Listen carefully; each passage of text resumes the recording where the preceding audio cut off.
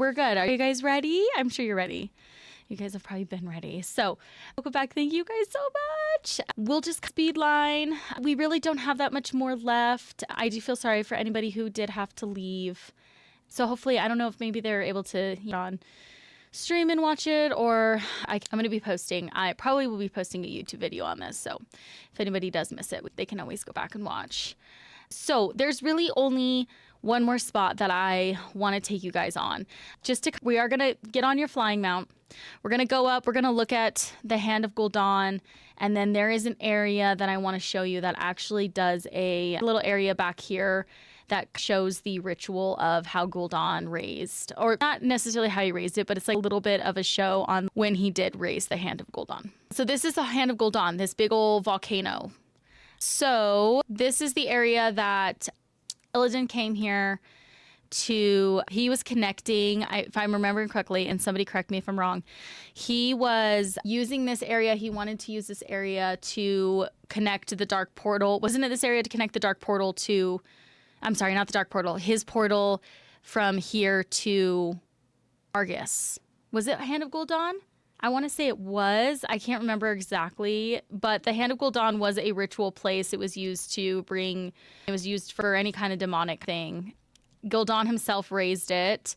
There is actually an area where they shows the ritual, which we're going to go down to here in a minute. It's not anything that's like super crazy, but it is kind of cool in its way because you sit and you just watch the spirit of Gul'dan and his followers have a conversation about it.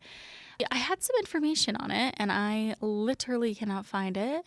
I have it more connected to the ritual itself. So let's go over to where the ritual is at. And then, is this, okay, you know what spot I'm talking about? So this is the spot right here.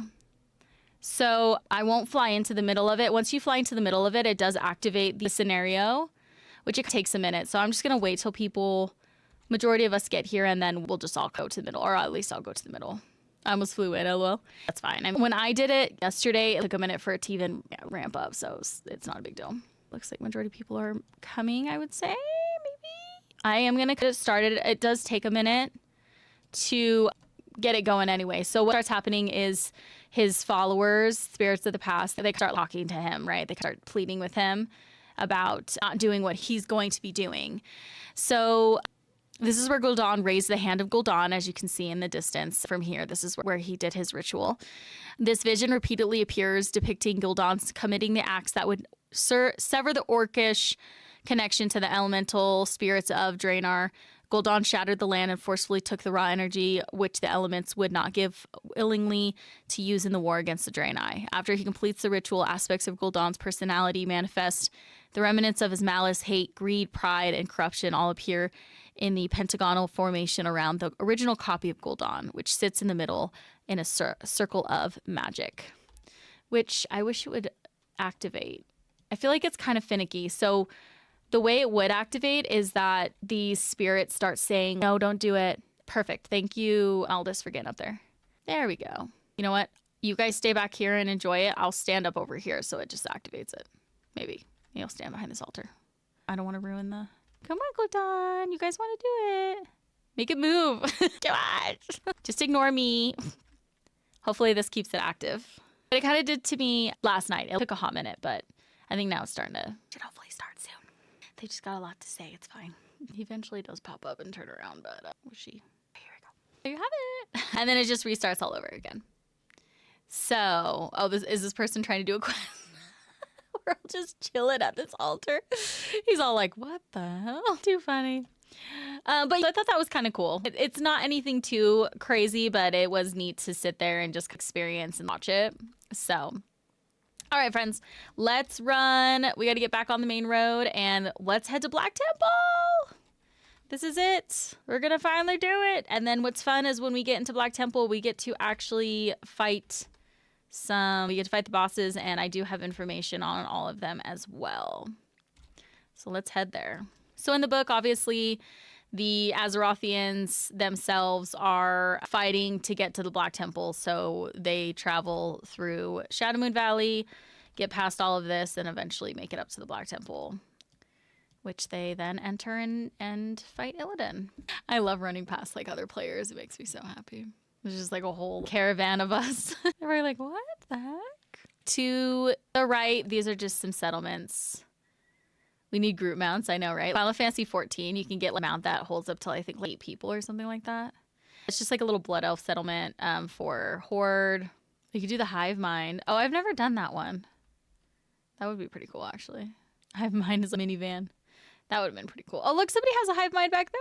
Oh my gosh, that's so cool. Here we go, the Black Temple, which also was Carbor. Really quick, somebody tell me how to say his name before I butcher it. I'm terrible with X's and their pronunciations because I feel like there's a few different ways and I can't remember. Oh my gosh, I didn't see this before. Ziri? We'll go with Ziri. Oh, this is so cool. Here we go, guys. Oh, that's amazing. This didn't happen for me before. Perfect. Kama has no master. Not anymore. He says that in the book. Really quick though, Ziri, I'm just gonna say Ziri. Ziri was the Naru that Maeve watches casting protective spells all over everybody. And when she watches this Naru do that, she can't, obviously it's very hurt and resentful because she feels like a lot of this could have been avoided if they would have just helped them at the Hand of Gul'dan. Something else I forgot to mention at the Hand of Gul'dan was a big battle. That's when Maeve's wards were all attacked.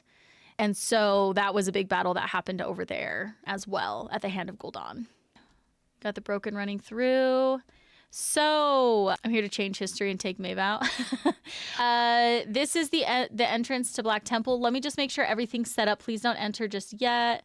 Mythic, 25-man Mythic. I'm crossing my fingers. We should be good to go in. I'm praying everybody can get in and this is just going to work totally fine. So we are entering Black Temple. Leroy Jenkins.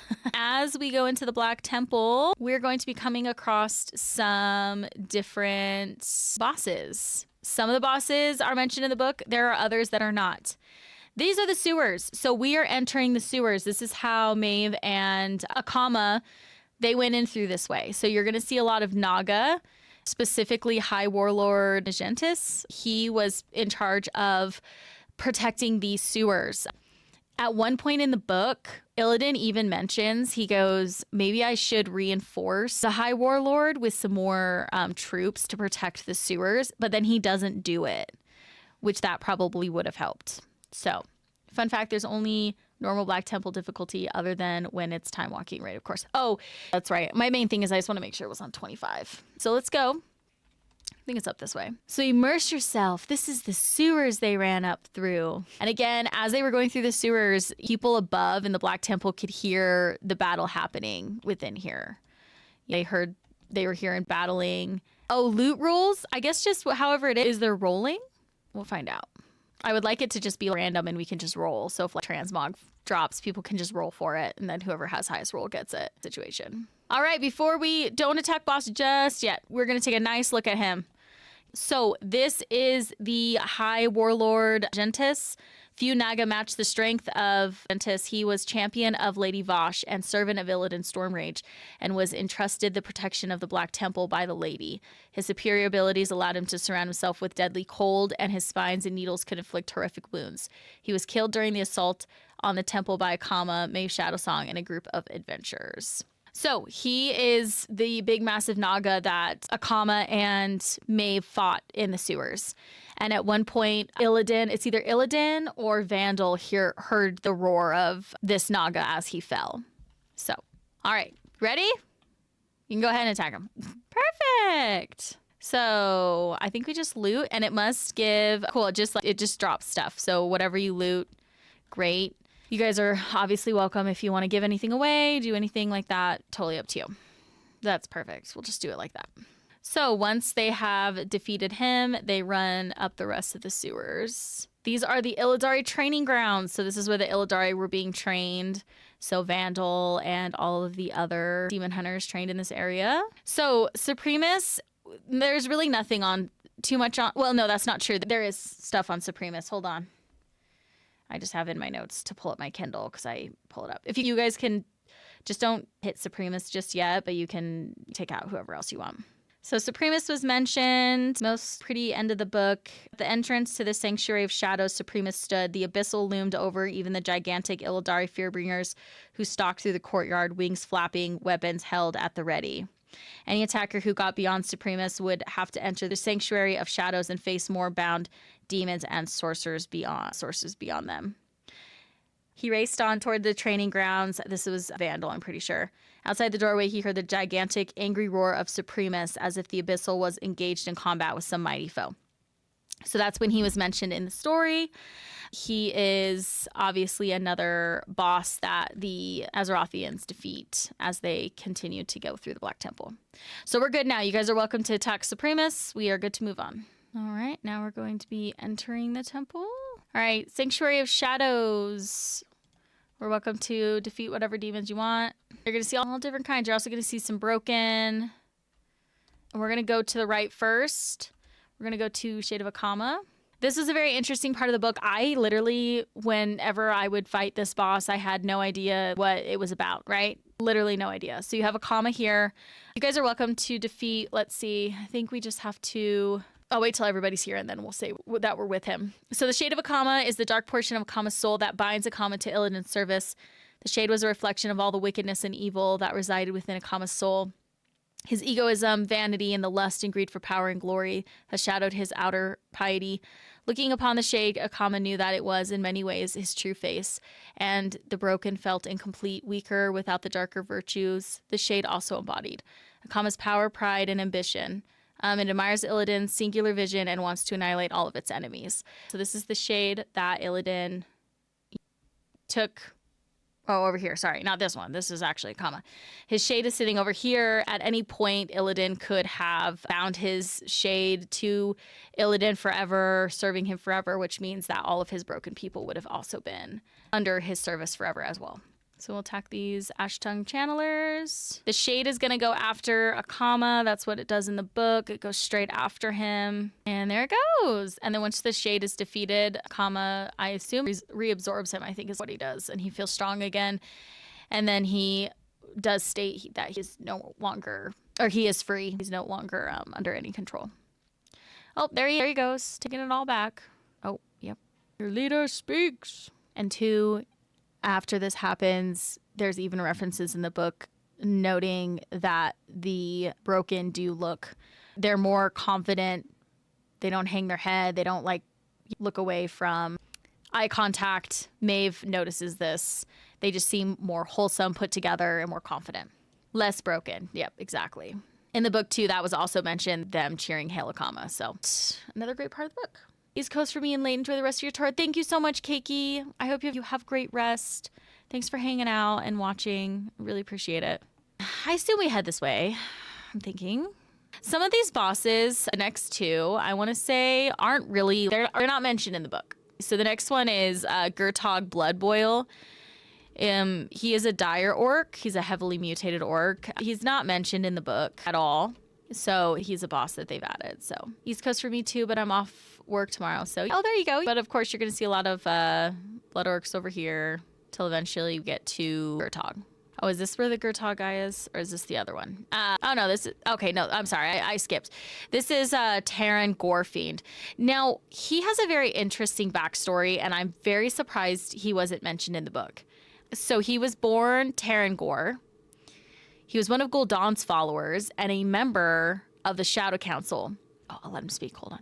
So he became the first of the necromantic terrors that became known as Death Knights, the warriors promised by Gul'dan to appease Orgrim, Doomhammer, and combat the human mage's powerful magic.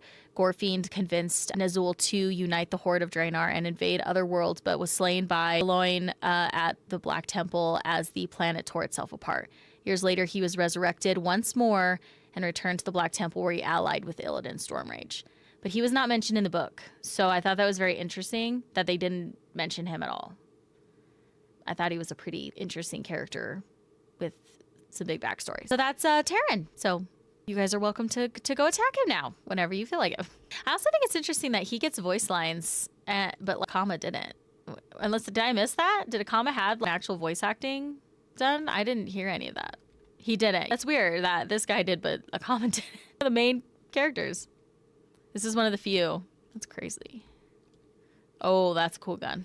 So some of the old voice actors were part of the... Oh, and they just removed or lowered their voices? So, wow. I didn't realize that. So did Akama used to have voice acting? That's nuts. I didn't realize that. That was wild times. Kael'thas, Sunstrider's lines were all re-recorded. Oh, dang. Crazy. I didn't know about that. I knew about the other stuff, but I didn't realize voice actors were involved in that, too. Threw me for a loop when I went to Run for Ashes. Oh. I don't know if I would have even noticed. Pretty crazy, though. After hearing his voice for years, it was a shock. Oh, you bet. Yeah, that's wild. I had no idea with that. All right, this is the side. We have 2 bosses. So I guess we would just go left. Should we go left first or right? What do you guys think? Right? You guys know more than me. I have no idea. Oh my gosh, this guy's a behemoth, but dang, it's massive. I'd be terrified too if I was fighting him. All right, this is the Rectory of Souls.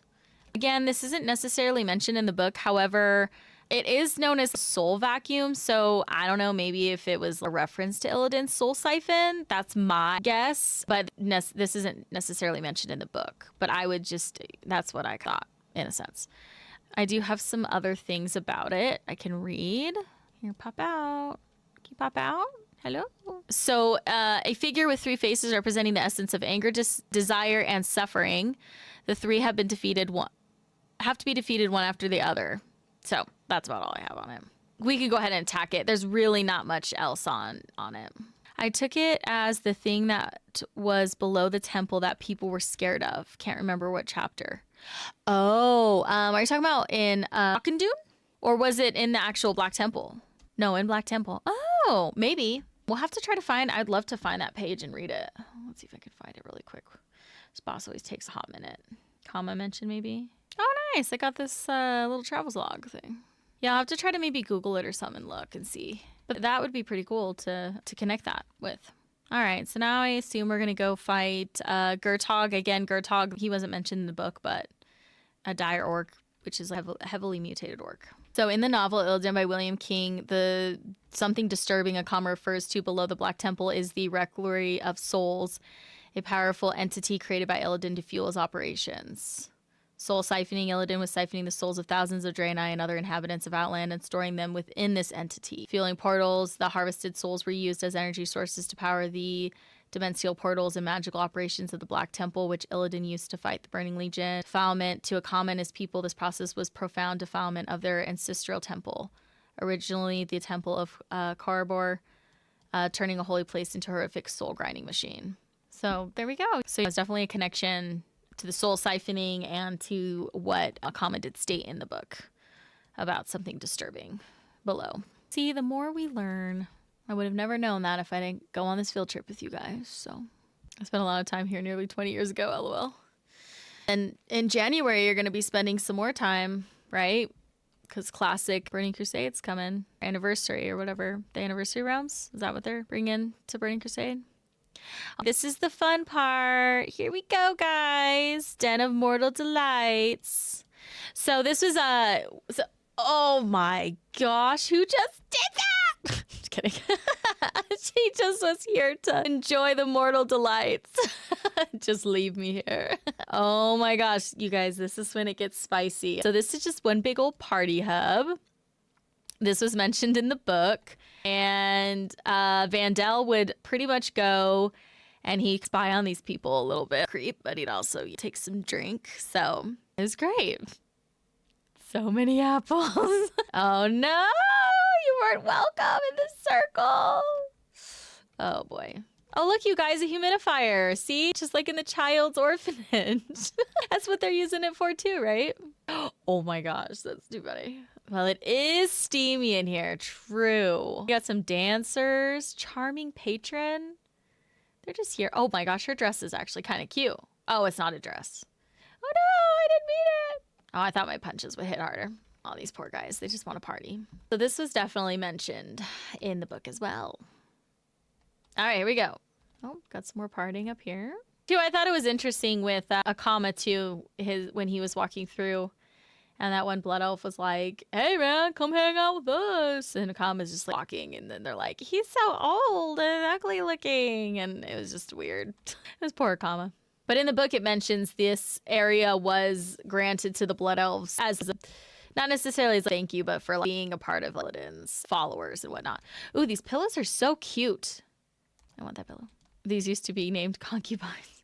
All right, now this is the garden. So this garden was mentioned in the book a few times as well. So I feel like this is what I pictured more in the book when they were talking about I think it was called the Pleasure Garden. I'm pretty sure is what it was called in the book. I could be wrong, but I'm pretty sure that's what it was called.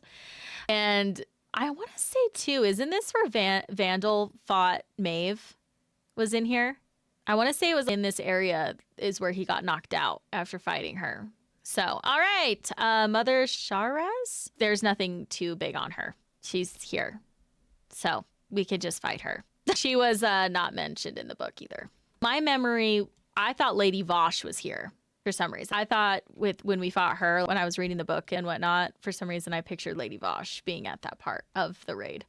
So when it was her, I was like, oh my gosh, I don't even know who you are, but I thought Lady Vosh was here. All right, we're getting closer now. So we're going to be fighting the Illidari Council, which I'm excited to talk a little bit about. They were mentioned a lot in the book, and it was just interesting to read about how they worked with Illidan, and also they worked with him, but they were also conspiring against him in that sense. They were very bloodthirsty. They wanted to work with Illidan and do what they wanted, what they were trying to go for, but at the same time, I feel like they were constantly plotting against him as well. And I think they would have betrayed Illidan if well, maybe not, because they did fight to the death for him, but I could also see them betraying him at some point. But they were technically his last line of defense. I want to say these are the last guys before you fight Illidan. All right, so take a nice look, because each of these characters were mentioned, and they each, I'm pretty sure, had speaking lines. I want to say every single one of them had speaking lines. I know some did. The Lady Melandi, so she was the really beautiful blood elf female that was on Illidan's council. She did quite a bit of talking, I feel like, but she was part of it. Thyos the Shatter was mentioned. High Necromancer, Zarevor, and Varys Dark Shadow. I feel like Varys was mentioned. Varys and Melande were the ones mentioned the most, I feel like. I do have some stuff on them. Oh, thanks. I'll take it. Thank you. The Illidari Council. The members of the Illidari Council were among the most talented and powerful blood elves Kael'thas Sunstrider led to Outland. The prince left them in the Shadowmoon Valley to advise and assist his master, Illidan Stormrage, when he left for Netherstorm. The council vied for Illidan's favor and frequently schemed against one another, naming themselves the Illidari Council in a most ostentatious display, but Illidan acknowledged that they were exceptionally gifted in their respective fields. Gathios the Shatter in matters of war and logistics, Varys Dark Shadow in the realms of espionage and shadowing, Lady Melande's talents for upholding relations with Illidan's other servitors, and High Nethermancer Zarevor's arcane mastery. The council remained some of Illidan's most steadfast followers even after their own prince's defection to the Burning Legion. On the eve of the Black Temple's fall, it was the council who organized much of the resistance against the Shatar and their allies. Illidan, obsessed with his mission to plot the downfall of Argus, had mostly lost interest in the battle's outcome, and had come to view his ruined kingdom on Outland as a sacrifice of little consequence. However, after accompanying the council to the temple's ramparts to observe the flow of battle, he knew this clash of the Legion's enemies was what Kil'jaeden had anticipated. The betrayer ordered the Illidari Council to retreat and prepare for battle, freshly resolved in both win this battle and finish his own personal strike at the Legion's heart. With his demon hunters away on Mardon, the council were Illidan's last line of defense. They fought to their deaths in his service. So I take it back a little bit. They were very loyal to him, and they were his last line of defense, and they orchestrated, like I said, a lot of the fighting. So they did great. You guys are good. Go ahead. You can attack him now. Perfect. Here we go, friends. This is the big moment that we have all been waiting for. This is it. I want to say thank you to everybody for making it this far. We've been going at this for a very long time. So you guys are amazing. Oh, somebody needs to talk to Akama. Who's fast? Oh, never mind. LOL. Did somebody talk to him? Thank you to whoever did that. Oh, KB. Big shout out to KB. Big cheers. Thank you. I always forget. And I run all the way up here and then I'm like, why hasn't it started? And I'm slow. Oh, I loved that part. So when they talk about how the Kama was not alone, you have the spirit of Udalo and Olam. Your people will always be with you. Olam was a good friend of Akama's, and right, if I'm correct, I think it was Olam, and he was also, I think, the leader of the Broken before Akama. And he had Akama actually take his life to show that he was committed to Illidan, because Olam was found plotting against Illidan. So he told Akama to end him, so then that way and whatnot. So I'll be quiet now. Here we go. He does this in the book. He throws his glaives. This is when the flames pop out. They're fighting. Remember, this is the part where the Azerothians are fighting and pretty much like burning to death as they're fighting these flames. Very gruesome part. Oh my gosh. We did it! I did not realize how word for word that battle scene in game connects to the book. Those were lines in the book. So I am very impressed by that. It was very awesome to watch in an actual gameplay way. Why can't I just take these two laying right here? That's too funny. Oh my gosh, guys, we did it. We have officially completed our field trip to the Black Temple.